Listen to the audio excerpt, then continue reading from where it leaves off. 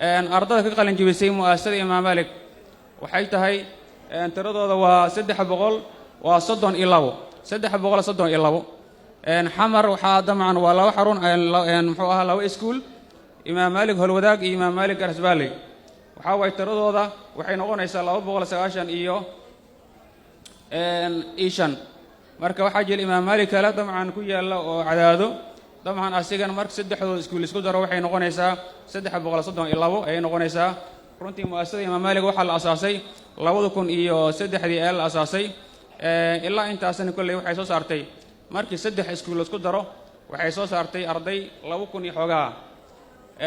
xaruntan xamar markii la yiraahdo waxay soo saartay arday 1706 markii lagu daro marka faraha cadaado oo runtii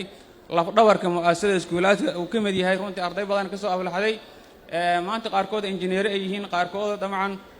kulay qaybaha kale bulshada ku jira ayuu soo saaray kama yarayso iskuulaadka ku yaala xamar mu'aasasada imaamasho marka dhamaantooda waa intaas 332 iskuul waxaan rabaa arday ayaa ka qalin jibisay sanadkan dugsiyada Imaam Maalik markii xamar la yiraahdana waxa ka qalin jibisay 295 mu'aasasada Imaam Maalik dabcan sida la sheegay fagaarayaasha tartamada waxay ka soo hooysay dabcan guulo fara badan oo haddaan dib u laabano ay aad u tiro badan yihiin waxaa ka mid ahaa tartan dabcan ay qabatay raadiyo kulmiye oo qabtay kaalinta labaad aan galnay runtii waa u qalanay kaalinta koowaad laakiin nasiibka dabcan saacidi waayey waxaa kala jiray tartan aan dabcan mu'aasasada iskuulaadkeeda gaar ahaan qaybta howlwadaag ay gashay telefishin idaacaddan la yiraahdo goobjoog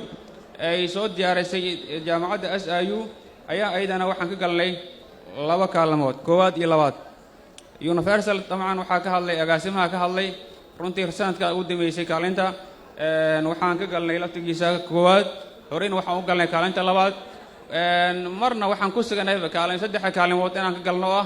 kaalinta afaraad ayaan laftiga inaan u soo gudubno laftiga nasiibteena saacid waayey marka fagaarayaasha waxbarashada markii la yiraahdana runtii ardadeena way dadaalan khayr Allah siiyo adduunku waxa ugu damcan wanaagsan qofkaad waxaad u igmatay u darsatay haddana ka soo baxa qofkaasi wuxuu leeyahay sharaf uu mudan yahay runtii ardadeena dadaalka ay sameeyeen sharaf ay mudan yihiin ilaahay khayrna ha siiyo dadaalka ay sameeyeen ayagoo damcan taas sabab u ahaa maamulkooda iyo macallimiintooda ay ku maasan yihiin markii la yiraahdo tartamada tusaale ahaan qaranka wasaaradda ay qaadaysay laftigeeda طبعا حلقي وزيرك هور عدو waxaan rajeynayaa ilaa 12 arday imtixaan wasaaradda ay qaaday ayaa dabcan waxa ku soo baxay 12 arday oo qaarkood hadeerta Suudaan waxbarashadu gabagabay oo tahay waxa kala jiray 2015 kan rajeynayaa in laba arday 10 arday uu sareyso laba arday ka gashay sanadkan soo dhaafeynay dabcan ardada ka mid ah mu'aasasada ayaa laftiisa 10 arday soo galay markii la yiraahdo marka fagaarayaasha tartamo imtixaanaadkana way ku fiican yihiin xagga tartamadana waa ay ku fiican yihiin way mahadsan yihiin marka waajibka dabcan saarna ay ka soo baxeen insha Allah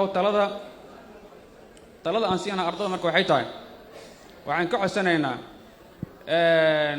waalidka dabcan hadda hadlay waa u jeedeen waalidkaaga waxa waa adduunku wuxuu kaaga jecel yahay malaha wuxuu intaasi dabcan higsanayay oo ku fikirayay